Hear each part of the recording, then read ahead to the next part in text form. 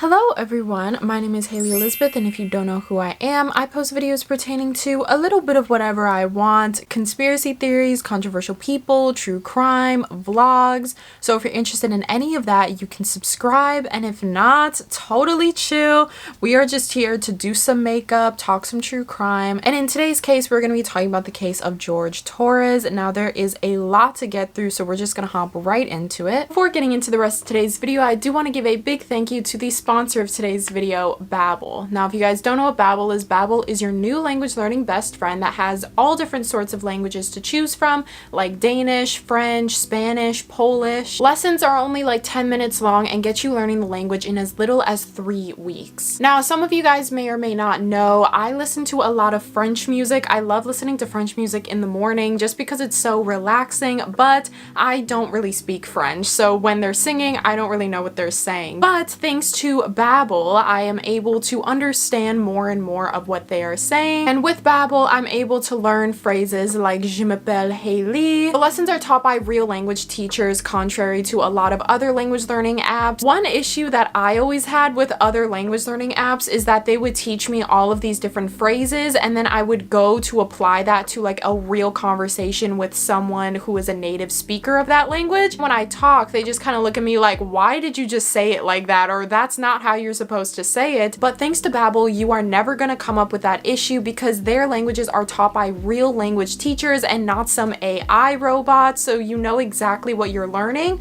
is things that you will correctly use in a conversation. And Babbel is helpful to everyone no matter what your learning type is, so they have live classes if you're more visual, games if you're more hands-on, and podcasts if you're more auditory. Babbel also offers a 20-day money-back guarantee, so there's literally no risk in just trying it out. Whether you're studying abroad or dreaming of a future travel or just have the itch to learn something new, Babbel is the perfect place to start. And by clicking my link down below, you will receive 60% off your Babbel subscription. And thank you again to Babbel for sponsoring today's video. Now back to your video. On February 24th, 2020 at 1:01 p.m. in Winter Park, Florida, a 911 call was made by 45-year-old Sarah Boone, and the call was coming in from an apartment that she shared with her boyfriend, Jorge Torres. On the 911 call, Sarah does not, beat around the bush or anything. She just flat out tells the dispatcher that her boyfriend is dead and she needs paramedics immediately. Tell me exactly what happened there.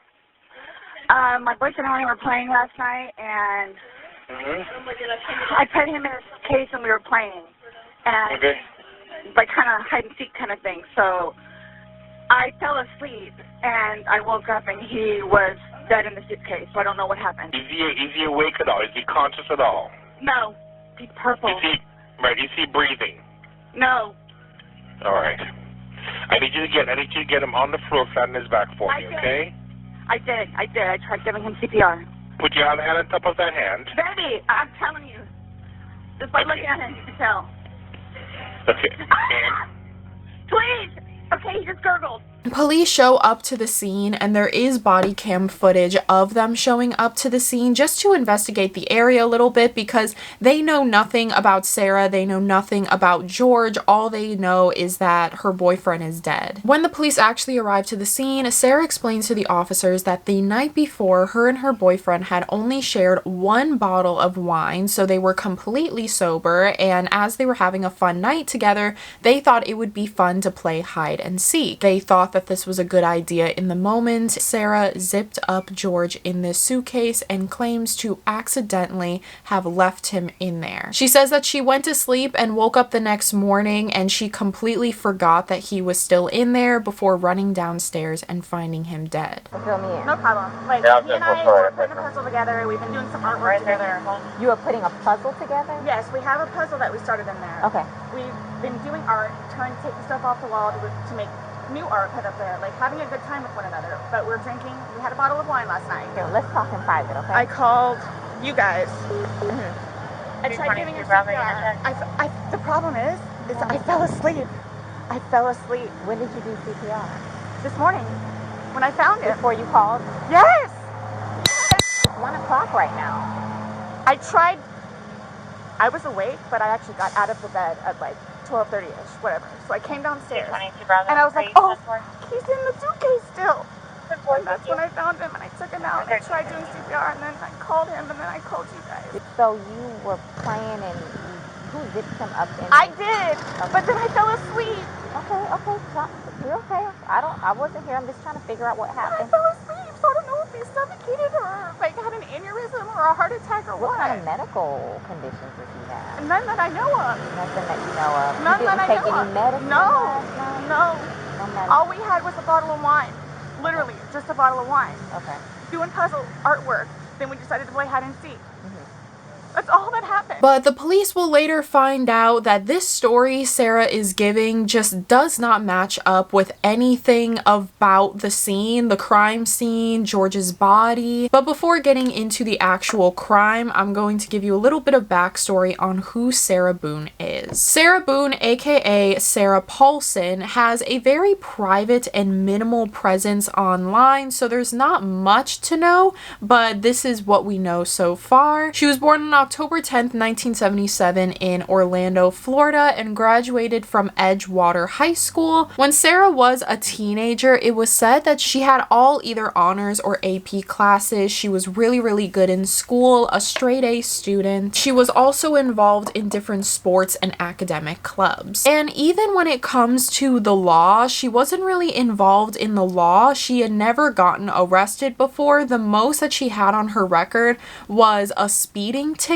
from like the early 2000s and then driving on an expired license in like 1997. So because of that, we can assume that as a teenager, she didn't really, get involved in the wrong crowds or anything. But it is assumed that after high school, she ended up getting very heavily into drugs and alcohol, where she would stay out all night partying. And then later on in life, she met a man named Brian Boone. The couple ended up getting married and having a son together named Lucas. The couple was together for years and years until Sarah's drinking and drug issues just got way too much, to where Brian not only wanted a divorce, but he also wanted full custody of Lucas back in 2017. The divorce did go through, but the court found that they should have shared custody. So Lucas would be with his father, Brian, who lived right down the street from Sarah. He would be there during the week, and then as for Sarah, she got to see Lucas on the weekends. And as for George or Jorge Torres, there's not really much information about him online either, but what we do know is that he was 42 years old and he's from Philadelphia, Pennsylvania,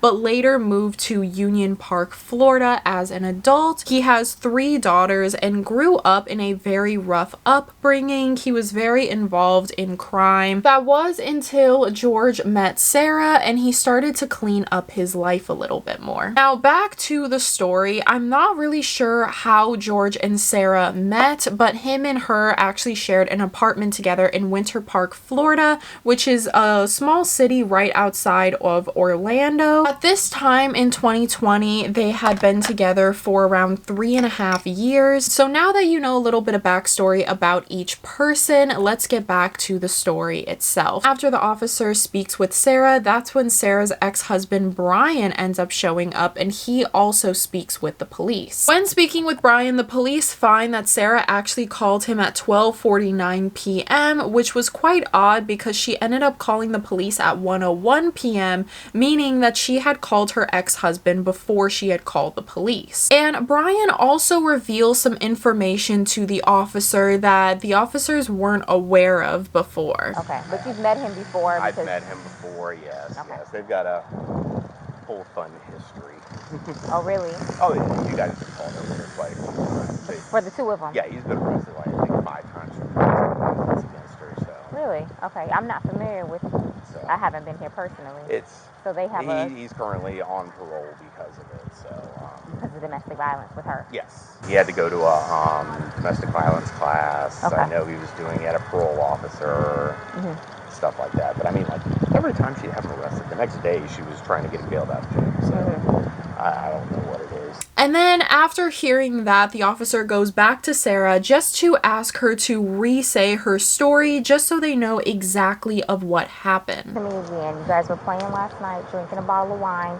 putting puzzles together, doing Doing artwork. puzzles, artwork. Okay. Had a bottle of wine, and then decided to play hide and seek. So he What gets, time was that? Do you remember? I mean, I know that I was in bed probably by like what, 12:30. Okay. Well, I went upstairs at least, and I fell asleep, Okay. forgetting that he was So in you the guys suitcase. were playing the hide and go seek. Yes. And at some point you put him in the suitcase? No, he got in the suitcase. So he thought it would be funny to be put in the suitcase. So I was like, okay, well, I'm going to joke with you and I'll zip you up and make him, you know, squirm a little bit, whatever it is. But then I fell asleep.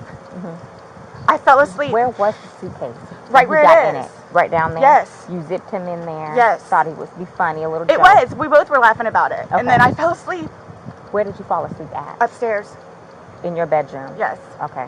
She said that neither of them left the house that day. The only time one of them left the house is when George left in the middle of the day to go grab cigarettes, and then he also came back with a bottle of wine for them to share. Said that at one point, George had suggested that the both of them play hide and seek, and so at this point, Sarah assumes that she's going to go hide, so she runs upstairs to the bathroom and hides in the shower, and she's there for a couple minutes, but then realizes George isn't coming to find her, so she goes downstairs and finds George. She said after their little game of hide and seek, they thought it would be a funny idea to put George in the suitcase because George is kind of a more petite man, but apparently when she put him in the suitcase, she went upstairs to go to sleep, assuming that he would be able to get himself out, but unfortunately never did. Said that they had a suitcase downstairs filled with clothes that they were going to give to a donation center, so they just took all the clothes out and George was put inside. Now, Sarah claims to be sober throughout all of this, and all the couple did was share a bottle of wine. She said that she woke up around 11 a.m. but didn't actually get out of the bed until 12:30, and then when she got up, that's when she remembered that she forgot George in the suitcase, and then she opened up the suitcase and found his body in there. She at first called her ex-husband Brian for help because she didn't know what to do, and then her ex-husband advised her to call the police, and so that's what she did. But throughout this like whole explaining portion of the body cam footage, it is kind of odd to watch because you can definitely see how Sarah victimizes herself a lot. She keeps on saying that she's scared how George's family is going to react because they already don't like her.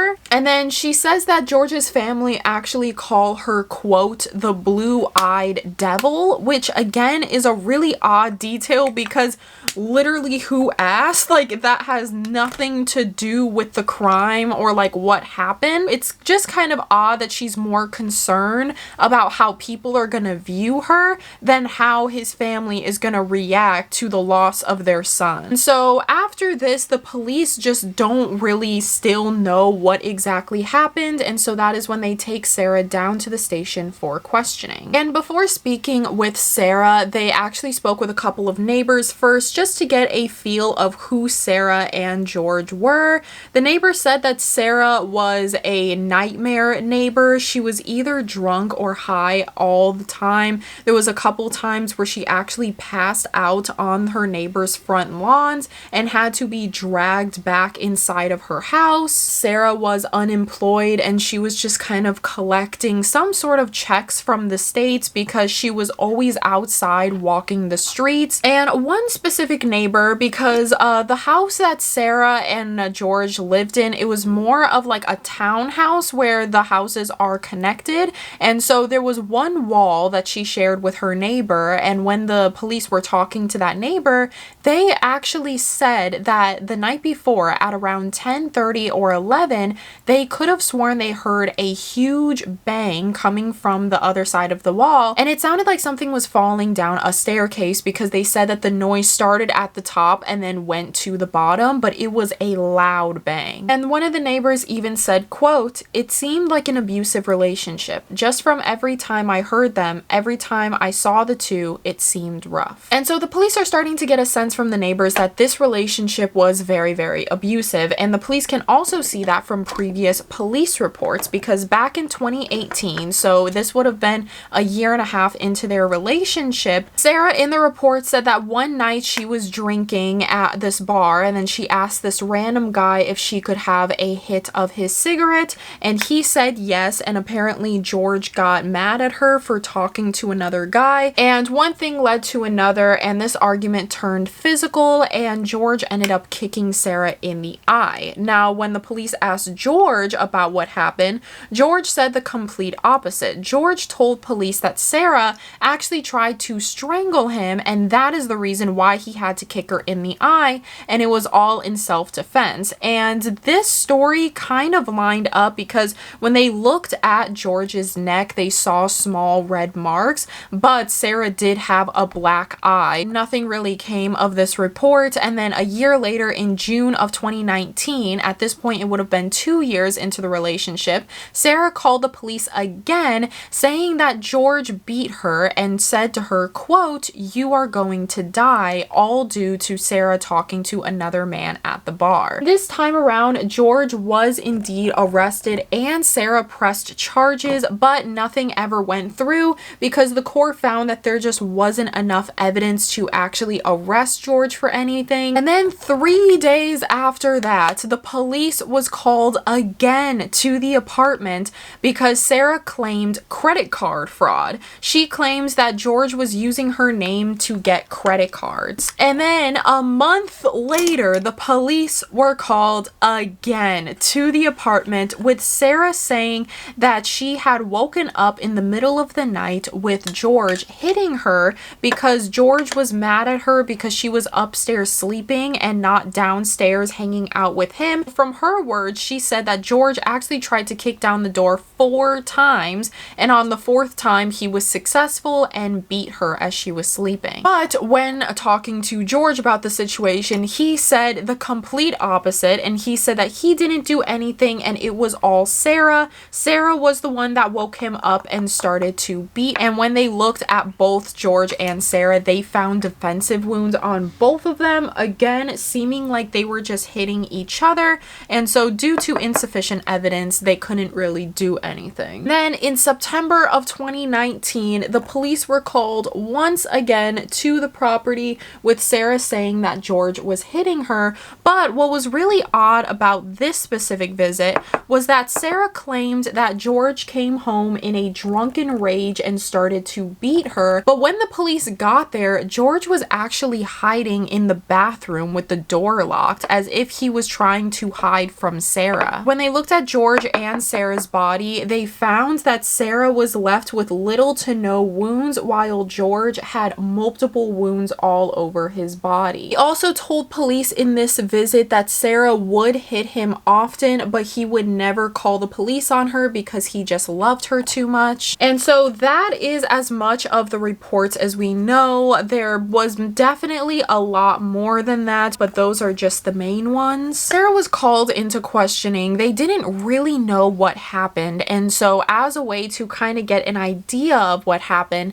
they begin George's autopsy. And on George's autopsy, it revealed that he had injuries that did not line up with just accidentally being left in a suitcase, because you would be left with no wounds, and even if there were wounds, you would have to put those wounds onto yourself, especially if you were locked up in a suitcase. George was found with long scratches on his mid to upper back, large scratches on the back of his neck, bruises on his left shoulder, left side of his face and forehead, as well as a split lip. Cause of death was asphyxiation, and all of these injuries sounded like injuries from someone being pushed down the stairs, not just someone who was accidentally left in a suitcase. And so as for Sarah's actual interrogation, the entire interrogation is around 2 hours long that I will leave down below if you guys want to watch it, but if you guys don't want to sit through an entire 2-hour interrogation, I'm gonna break it down for you and give you the highlights, because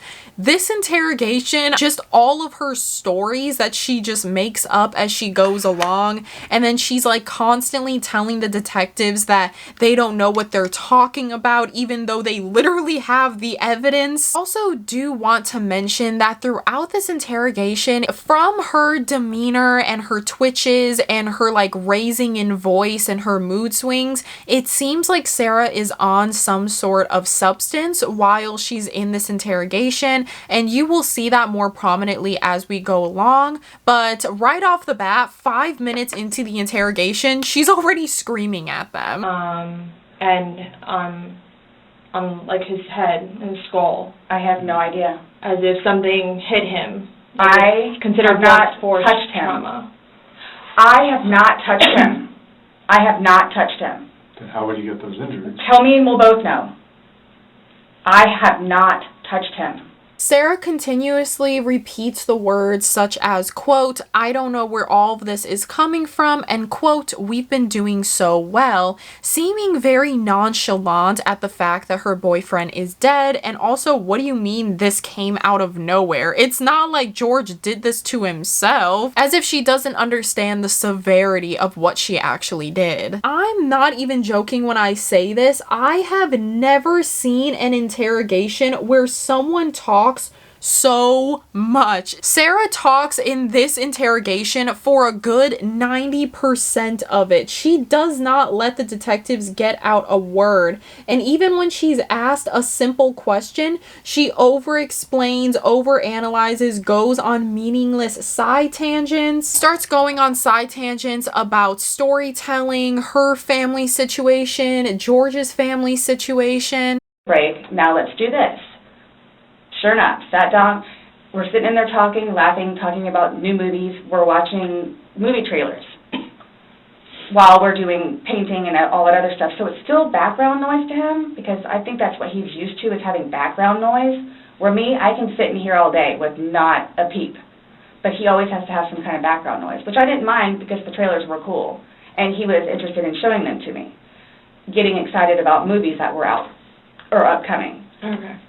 So on your laptop you're talking about? Mm-hmm. Like, okay. And I mean, and then it was... But you said it was a good day, like, you guys didn't have any conversations about your relationship, you guys didn't go down, like, the rabbit hole, like, had too many to drink, and you guys start getting... Nope. And the way that Sarah is explaining everything, it sounds as if she, like, assumes that the police are just gonna let her go. She also maintains the entire time that her and George were sober and that they weren't drinking a lot. But it's just so crazy how she says that she was sober, but this sort of crime is not a sober crime to be doing. She's talking about the crime as if this is something that people do all the time, or that, like, it makes it better that she was sober. Nobody knew George better than I did. I say that I knew George better than himself. And I tried in every way, shape, and form. Ask everyone. I helped him. I took care of him. I miss him a lot, and I didn't even sleep last night. I miss him a lot. I mean, is there any chance it got to be too much for you and you couldn't handle taking care of him and... I never stopped. Trying to... I never stopped. Okay. That's what I'm here for. I never stopped. I'm here now because I'm still trying to help him. Yeah. We just don't... I mean, it's unexplainable how he got these injuries, and... I have no idea. You were the only one with him. 100% right hand to God. I have no idea how he got them. Through the next portion of this interrogation, Sarah is very, very confusing. 1 minute she says that she really, really loves George and she's so proud of how much progress he's been making with his substance abuse. And then the next minute she's saying that he's an alcoholic and he's abusive. She even goes on to say that she's been super proud of George lately because he's even gone to her so many times and have apologized to her for all of the things that he has done to her. And to me, it's kind of odd that George is in these classes and not Sarah as well. So the police then tell her that due to the severity of the crime, they're going to need to collect Sarah's phone and laptop. And so when Sarah finds out that they're going to collect her laptop, she just flat out says that, oh, by the way, before you look at it, a couple months ago I had looked up how to file a restraining order, but I promise you that was nothing to do with George. She then, for the next 30 minutes,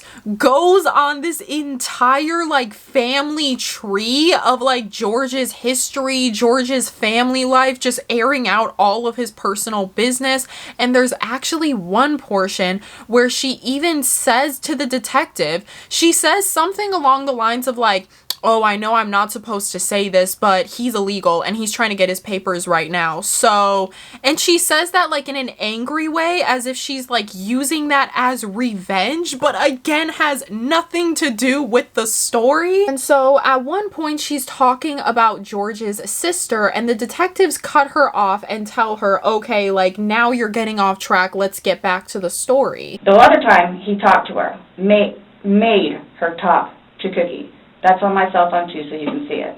Okay. It doesn't matter. Like, it doesn't matter.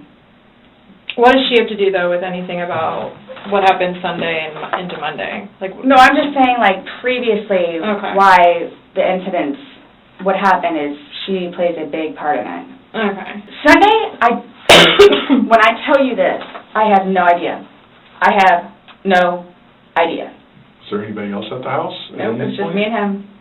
So about 30 minutes into the interrogation, that is when Sarah barely starts to give a timeline of what happened the day before, so the investigators know exactly how George ended up in the suitcase and who put him in the suitcase and for what reason. Sarah says that the entire day they barely went anywhere. The only time they left the house was George went to go get cigarettes and a bottle of wine. She said that George returned from his trip at around 4, and so the couple sat outside in their front yard from 4 to 6 before going back inside because it was getting a little cold outside. When they got back into the house, that is when they popped open the bottle of wine and started to share a bottle of wine as they were painting. When they were done painting, they decided to work on a puzzle because they wanted some more like decor for their home. She said that they were working on this puzzle until about 8 p.m. and that is when they decided to play a game of hide and seek. While Sarah is being interrogated, that is when police are back at the scene searching through everything. They're looking through Sarah's phone, Sarah's laptop, and Sarah had given the police verbal as well as written consent to look through her phone and download anything that they needed. As they were looking through Sarah's iPhone XS, that is when they were looking through the photos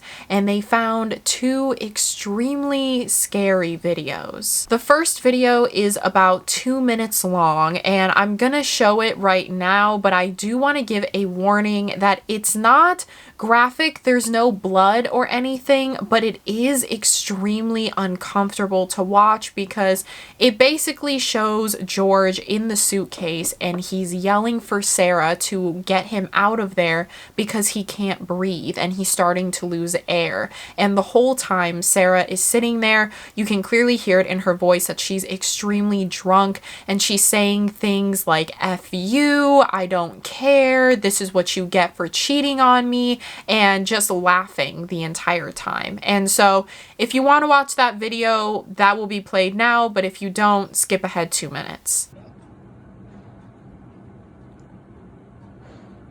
Sarah.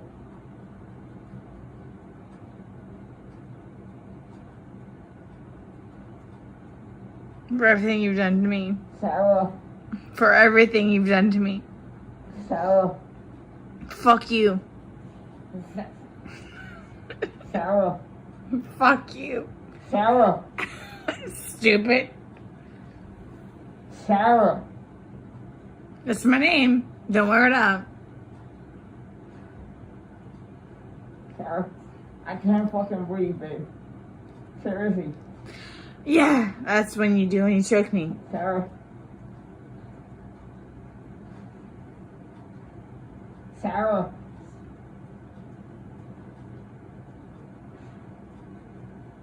Sarah.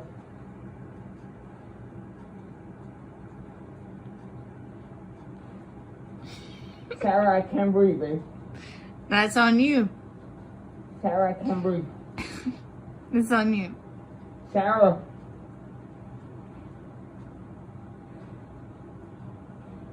Real or ransom. Might want to get video for it extra. Because I got this. Sarah. Real or ransom. Sarah.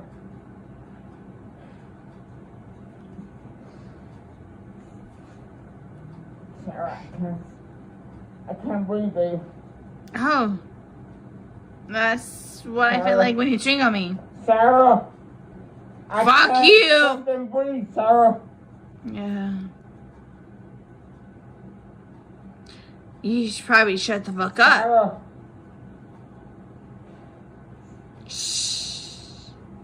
Now in that video that I just showed, the suitcase was laid upside down, meaning that that suitcase could not have been lifted upside down unless someone physically lifted it upside down. And even if George wanted to get out, he couldn't because he could not do the zipper in that position. And so the next video is about 20 seconds long, but now the suitcase is moved and it's right side up as if either he had flipped himself over or he was thrown down the stairs.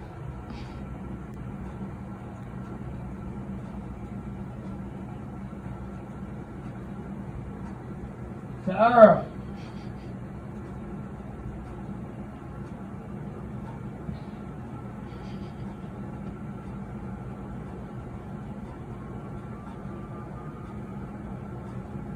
And from Sarah's side comments, you can definitely hear that this incident was not a result of a fun game they were playing. Clearly, Sarah was indeed intoxicated and she was using this as revenge. She also took, not only did she take those 2 videos, but she also took a photo. That photo was never released to the public, but I'm assuming it was a photo of the suitcase. And so at this point, going back into the interrogation, about 30 minutes in, that is when the detectives revealed to Sarah that when they were looking through her phone, they found some really suspicious videos. So, to your recollection, no videos on Sunday?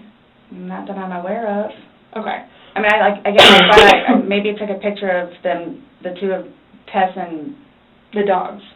And George and them dancing, but I mean, it's just Tess. Mm-hmm. Okay. So I have something that I want to show you that we found. When Sarah is informed about these videos, at first she tells police that she doesn't want to see them because she has a sensitive stomach and trouble sleeping at night, as if to, again, just kind of pretend that what she did didn't actually happen. But the detectives basically just tell her that either she watches the videos and explains herself, or they just take the videos for what it is and not her side of the story. So because of that, she then watches the videos. Do I have to watch this? I continuously throw up. I don't sleep. I don't want to see it, if that's okay. Well, it's on your phone, and you can either explain it or we take it for what it is. Yeah. We're just trying to give you the opportunity to tell us what's going on. That's it. It's that long? 2 minutes. No, For everything you've done to me. For everything you've done to me. Fuck you. And this Fuck is, you. that's you, your voice. Stupid. Sarah. That's my name. Don't wear it up. I can't fucking breathe, man. Yeah, that's when you do when you choke me. Sarah.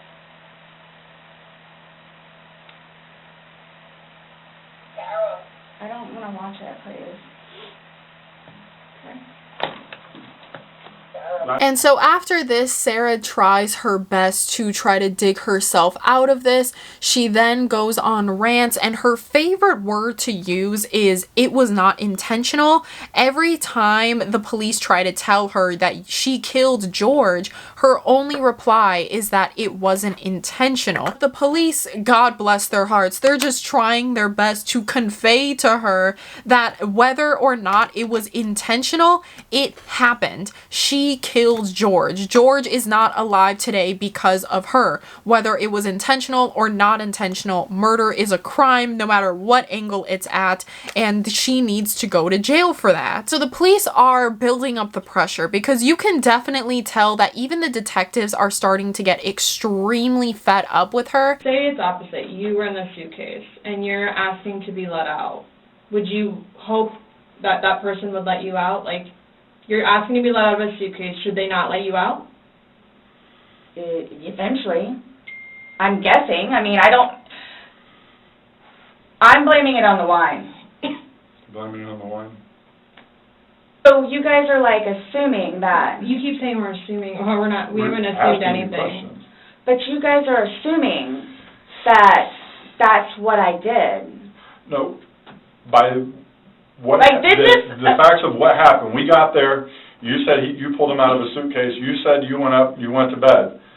We're not assuming that. These are the facts that you're telling us. So they start just asking her blunt questions. If you heard George begging for his life, why didn't you let him out of the suitcase? Clearly, you can hear in his voice that he didn't think that this was funny anymore. This wasn't a joke to him anymore. And Sarah tries to play this off and say that she didn't think he was being for real because this is just how they joke around. And then she goes on another rant saying that nobody knows George like she knows George and nobody gets their relationship, and so it's understandable why they would see this video and see it as a crime, but in reality that's just how they joked around, just once again trying to belittle the situation so that it doesn't seem as big as it actually is. And the police come down on her even more and they tell her, well, clearly you weren't as scared as George because you're seen here laughing and even telling him that this is what you get for cheating on me, as if she was using this as revenge. It's not malicious. Well, saying fuck you. It's not malicious. Then what is that? What does fuck you mean to you? Well, like if I were to tell my partner. Like he does. Like, I get called everything but a white woman, so. Okay. My intention was not to leave him in there, but I didn't think that he was, like, panicky. Like, So pushing up on a suitcase saying, Sarah, Sarah, Sarah. I can't breathe.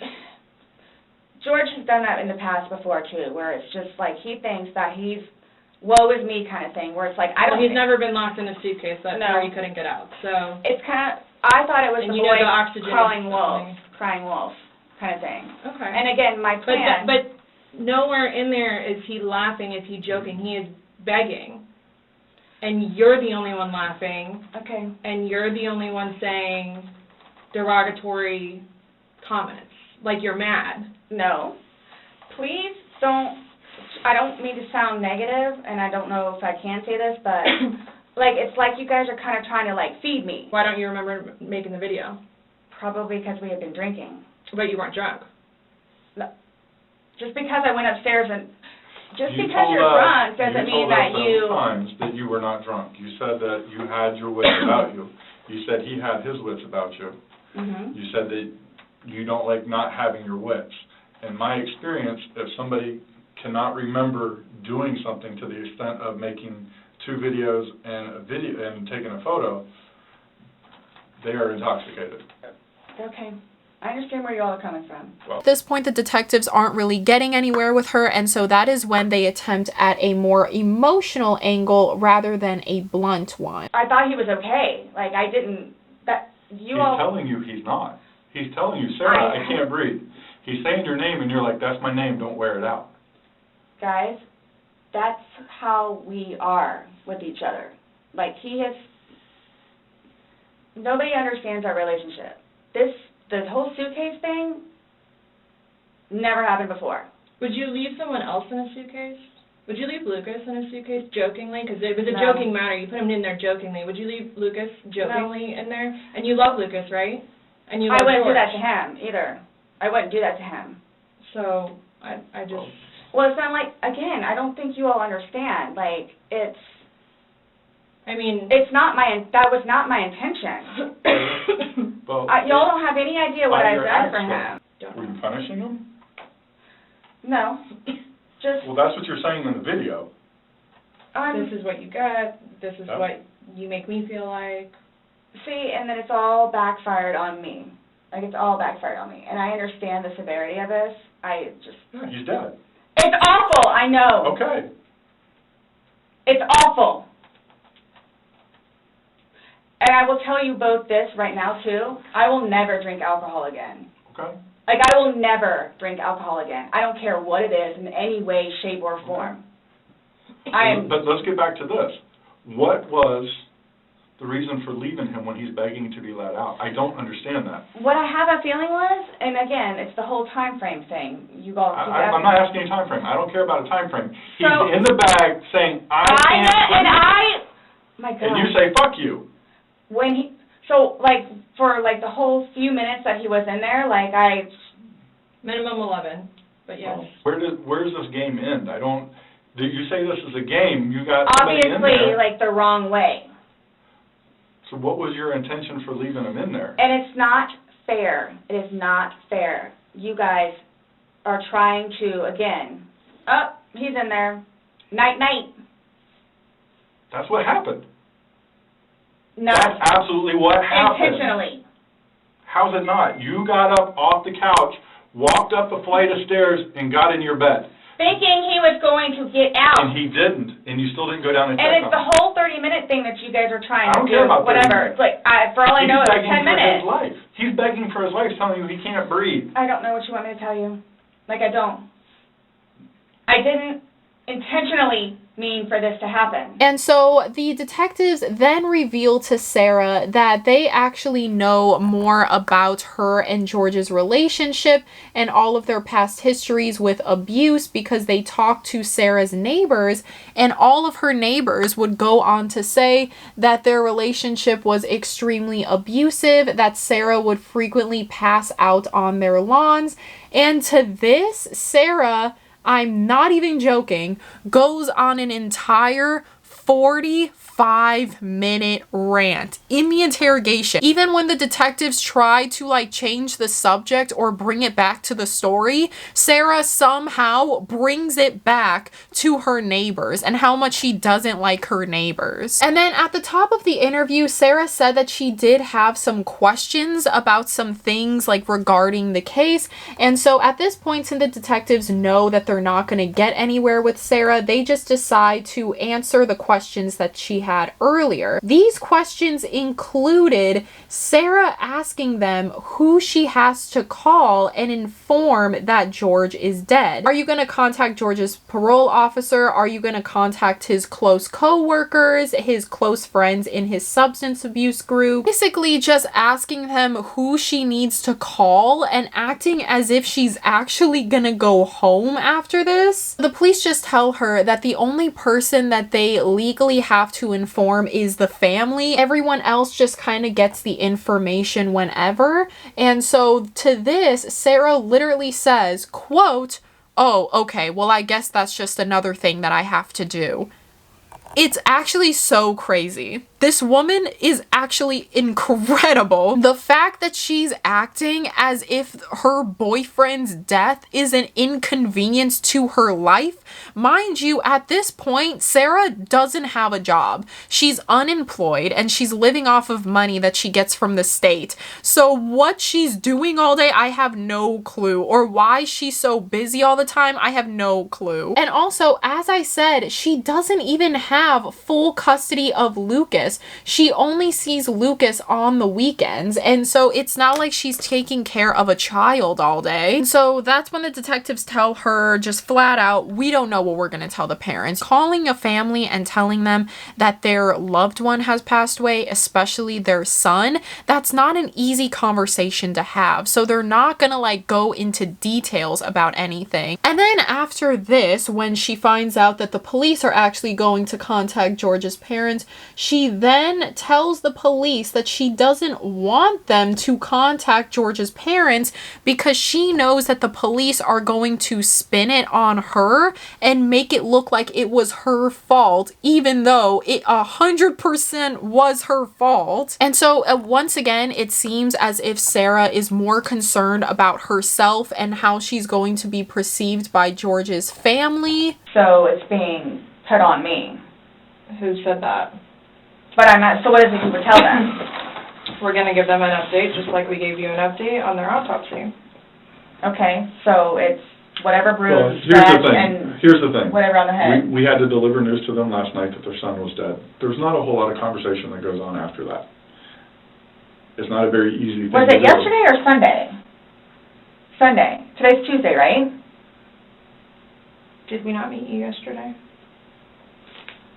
We met you yesterday. Yeah. I'm just asking. Right? Did we not meet yesterday? It's a valid question. Really? Yes, on Monday. Okay. Without even giving the second thought as to how George's family is going to feel, finding out that their son is dead, or even his 3 daughters now have to live with the fact that they will never have a father. Those are clearly very, very traumatic things to process and go through. But Sarah, for some reason, feels that she is entitled to all of the sympathy and pity, even though this would not have happened if Sarah didn't do it. Nonetheless, I have to live without him now. Mm-hmm. Yeah. His daughters, too. Are you trying to make it worse? Sorry, what? Are you trying to make it worse? Make what worse? How I feel? And so at this point, the detectives just kind of realize that it's going to be impossible to talk to Sarah, because every time they try to figure out what happened, they never get a straight answer, or it's always an argument. And so in an attempt to kind of help the situation, that is when the detectives decide to do a little bit of fingerprinting on Sarah in hopes of, you know, walking away from the situation. Maybe they can get a bunch of evidence gathered and they would be able to make some progress with the case, like arresting her. They feel with everything combined, they have enough evidence to arrest Sarah Boone for the first-degree murder of George Torres. All right, do me a favor, stand up. I need you to turn around, face the wall, put your hands behind your back. Do you have anything in your pockets that I should know about? No. Okay. Why is this happening? Because George is dead. Not intentionally. We understand that. He's still dead. Well, we don't Someone really needs to understand call that. Brian, please. Okay. Or can I not make a phone call? You'll be able to make a phone call when we get you down to the jail. So You'll why be is this afforded- happening? So this was a trick. No, it's not No, a trick. not How's a it a trick. trick? And another really odd thing that she does is that she asks for her phone a total of 3 times throughout the interrogation, and all 3 times the detectives have told her the same response, in that they can't give back her phone because she had given verbal and written consent, and also they're just not done looking through it all the way. So I'm assuming Sarah is starting to get a little nervous and she wants to get her phone back so that she can delete anything that the police can't find, even though they're already looking through it. It's so wild to see how Sarah thinks and how she only thinks of herself, because there's one point in the interrogation where she's being told that she's being arrested, but she tells the officers that she can't be arrested because she has a son named Lucas, and Lucas is waiting for his mommy to come home, completely disregarding that that's probably exactly how George's daughters feel. They probably feel the same exact way, except in Lucas's case, his mom is alive. She can visit him if she wanted to, but with George, he is not alive. His daughters don't get that privilege to see their father again because he's dead. And once again, Sarah is just thinking more about herself than she is others. Someone needs to call Brian. Okay. Lucas is waiting for Mom to come home. This was not my intention. I thought I was waiting for you all to come and figure out what's what and how many.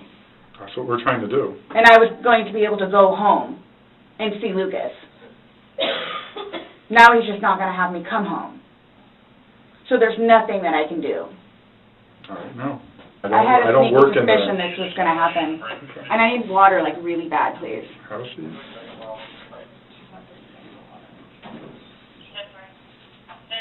You all checked me down here.